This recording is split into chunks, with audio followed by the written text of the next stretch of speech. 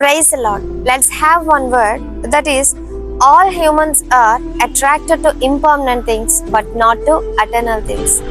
నిజానికి యావత్ ప్రపంచమంతా శాశ్వతమైన వాటికి కాక అశాశ్వతమైన వాటికి ఆకర్షింపబడతారట. నిజమేనండి.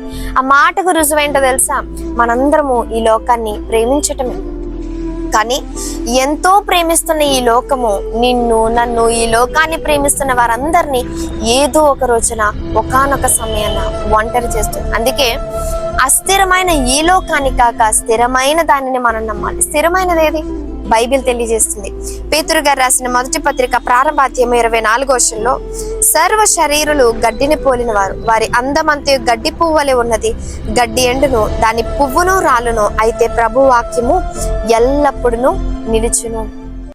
ఈ లోకమే కాదు, ఈ లోకాన్ని అనుభవిస్తున్నటువంటి మానవులు కూడా ఉండరట ప్రియులారా. కానీ ఈ లోకంలో స్థిరంగా ఉండేదేదైనా ఉంది అంటే అది ప్రభు యొక్క వాక్యమే. ఎందుకంటే భక్తుడు కూడా తెలియజేస్తాడు, ఈ లోకాలు అన్ని గతించిపోతాయి, కానీ ఎన్ని గతించిపోయినా పొల్లైనను దేవుని వాక్యంలో దేవుని మాటలో తప్పిపోతట ప్రియులారా. అందుకే స్థిరమైన ఈ వాక్యమును మనం నమ్మాలి.